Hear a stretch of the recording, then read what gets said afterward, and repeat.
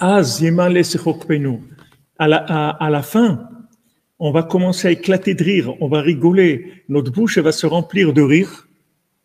Ulshonenu rina, et notre bouche elle va chanter. Maintenant, regardez comment c'est extraordinaire ce qu'il a trouvé Rabbi Nathan, parce que maintenant, quand vous prenez ce verset, Az yemale sechokpinu ulshonenu rina, donc sechokpinu ulshonenu rina, c'est rejeter votre chauffard. Donc maintenant, qu'est-ce que ça veut dire? Qu'est-ce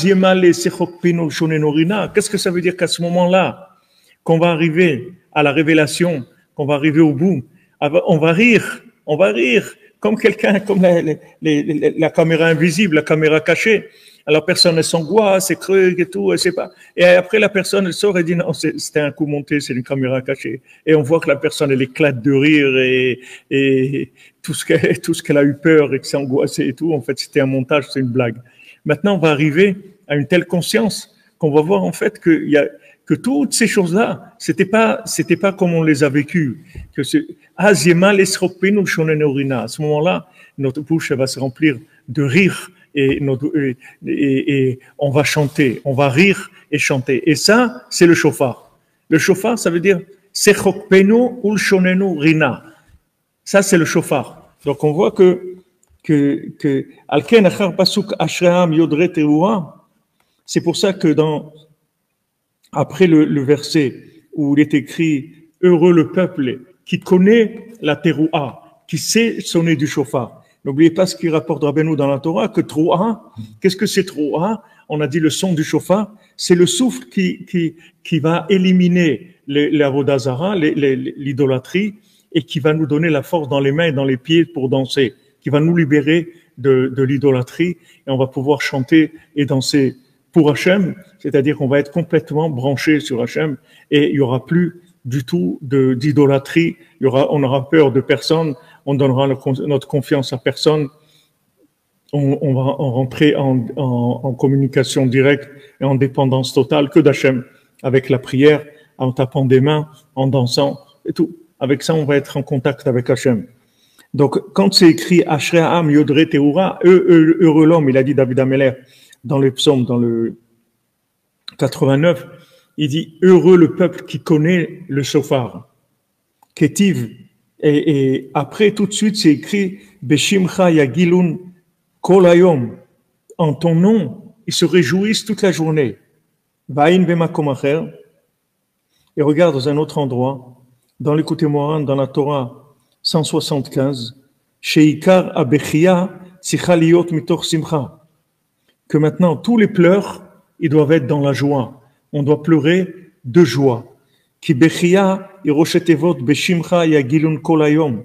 Que le mot pleurer, en fait, c'est les premières lettres de bechia yagilun kol hayom. Pardon, beshimcha yagilun kol hayom. Dans ton nom, ils vont se réjouir toute la journée. Ils vont faire la fête, ils vont danser dans ton nom. Parce que maintenant, ils ont compris qu'il n'y a que toi, c'est tout. Qu'il n'y a rien. Il n'y a rien. Il n'y a personne qui a aucun pouvoir sur nous. Que Hachem. On dépend que d'Hachem, c'est tout.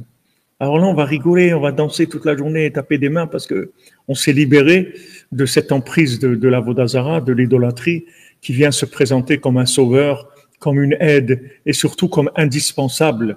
Surtout indispensable. Fais attention, si tu passes pas par moi, tu vas avoir des gros problèmes, des très gros problèmes. Tu vas t'attirer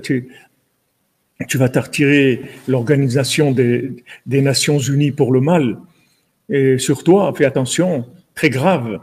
Les Nations Unies, ils ont pris une décision, tu comprends? L'organisation des Nations Unies pour le mal, ils ont pris une décision. Et quelle décision? Quel rapport ça avec nous? C'est aucun rapport. On ne dépend pas d'eux. C'est de la Vodazara, c'est rien du tout. C'est des tueurs du monde avec des vaccins, c'est des assassins, on le sait, c'est pas quelque chose de nouveau. Alors maintenant, c'est un assassin, et il nous dit, je vais plus vous aider, mais c'est extraordinaire. C'est merveilleux de se libérer de ça. Donc vous voyez comment les choses elles se mettent en place. C'est extraordinaire. C'est extraordinaire. Même les pleurs qu'on a de Yom Kippour qu'on fait tchouva, ces pleurs-là, ils doivent venir de la joie. Ils ne doivent pas venir de l'angoisse. Les pleurs d'angoisse, c'est les pleurs de Esav. Que Esav, quand il a entendu qu'il a perdu les bénédictions, alors là, il a commencé à pleurer. Mais lui, ses pleurs, c'est des pleurs de rage. C'est des pleurs, voilà, t'as perdu, mon ami. T'as tout perdu. De toute façon, tu es un loser par définition, tu es un perdant. Donc, quand il a entendu ça, que toutes les bénédictions, il les a prises, Jacob, absolument tout, il dira que j'ai plus rien pour toi. Mais la seule chose que tu peux faire, c'est le voler quand il croit en toi. C'est tout ce que je peux te donner, je peux te conseiller.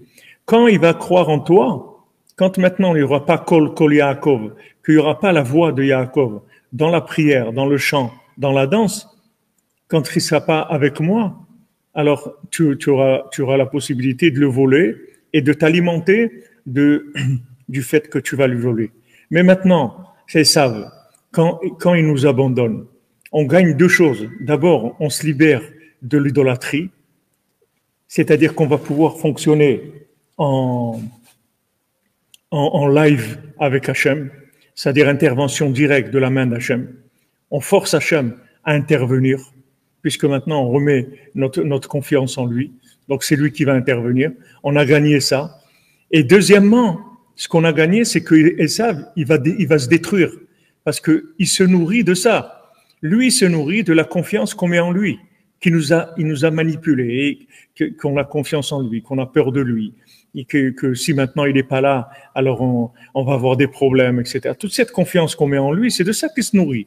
Mais vous allez voir que quand maintenant, si Bezrat Hashem, on arrive à tenir le coup, parce que c'est pas évident. Il y a beaucoup de gens, même parmi nous, qui sont encore dans la Avodah. Donc, si on arrive au bout de cette démarche-là, Bezrat Hashem, on va gagner deux choses. Première chose, on va avoir la bracha d'Hachem, la bénédiction des mains d'Hachem directement. Et deuxièmement, Esav, il va disparaître parce que il se nourrit de ça. Donc lui, il croit que maintenant, il est en train de nous faire du mal. Mais en fait, il est en train de scier la branche sur laquelle lui-même il est assis. Voilà, maintenant, ça va avoir des conséquences des deux côtés. Alors, vous voyez ici comment Rabbeinu, vous voyez la profondeur, l'immensité de la vision de Rabbeinu. Regardez comment ça englobe absolument tout. Ça englobe absolument tout. Alors maintenant, en fait, Rabbi Nathan, c'est lui le principal. Parce que quand il arrive, Rabbeinu il dit maintenant on commence. Ça y est, on va commencer maintenant.